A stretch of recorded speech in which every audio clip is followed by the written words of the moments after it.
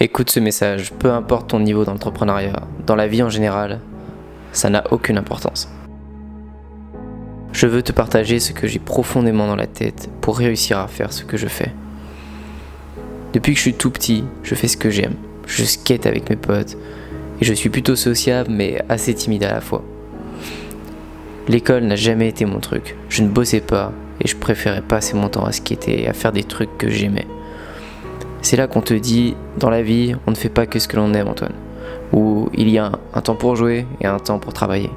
Ça n'a jamais rien changé pour moi, car il m'était impossible de passer du temps et de réfléchir sur un truc qui n'avait aucun sens pour moi.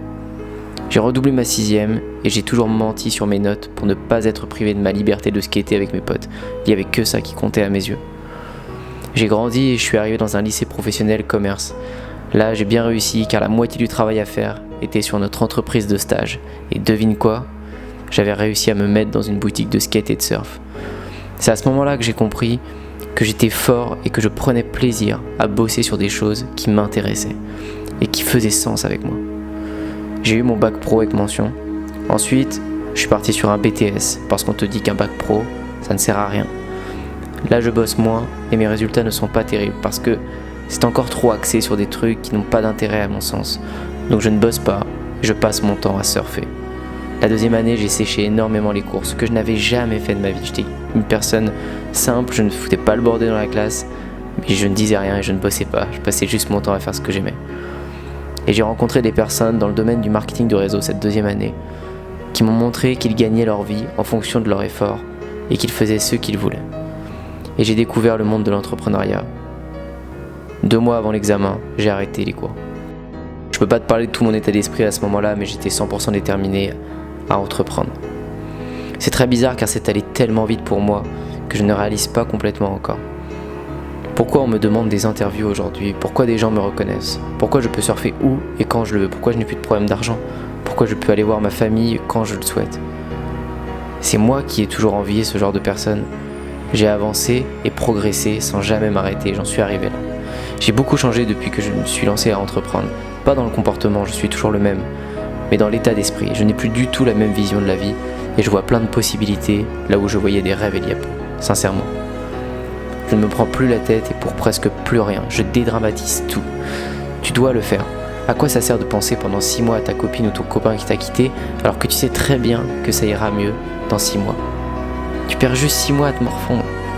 À quoi ça sert de paniquer avant de retourner au travail le lundi alors que tu sais très bien que ça se passe de la même façon chaque semaine ?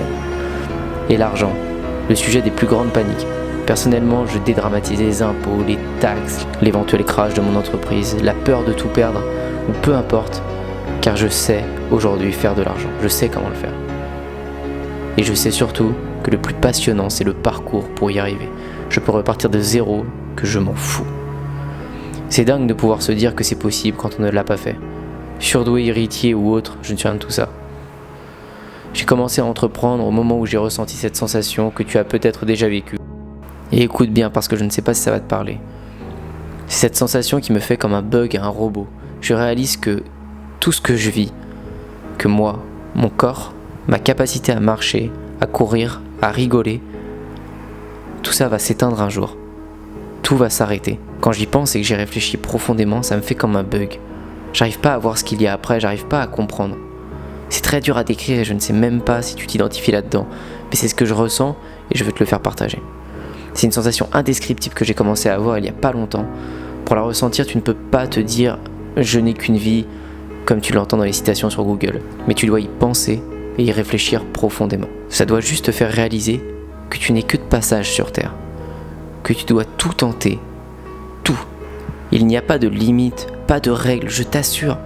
Tu penses que tu dois faire comme ça parce que tout le monde le fait et qu'on t'a dit de le faire, sortir le samedi soir parce que tout le monde y va et qu'il faut profiter de la jeunesse, bordel. Tu te laisses juste porter par la drogue et l'alcool parce que tu ne sais pas quoi faire de mieux, ou plutôt tu ne tentes rien de mieux. Créer, partager, inspirer apporte tellement plus de bonheur et d'épanouissement, tu n'imagines pas. Tu peux impacter le monde à ta manière, c'est ce que je veux te faire comprendre, en tout cas c'est ma vision.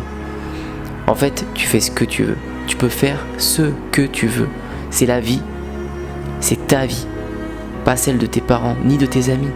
Tu as une liberté totale, mais qui est bloquée par bien souvent l'argent ou tes fausses croyances. C'est quand j'ai compris ça, il y a 2 ans, que j'ai tout arrêté pour commencer ma vie à 20 ans et découvrir ma pleine liberté. Et toi, à quel âge veux-tu commencer ta vie ?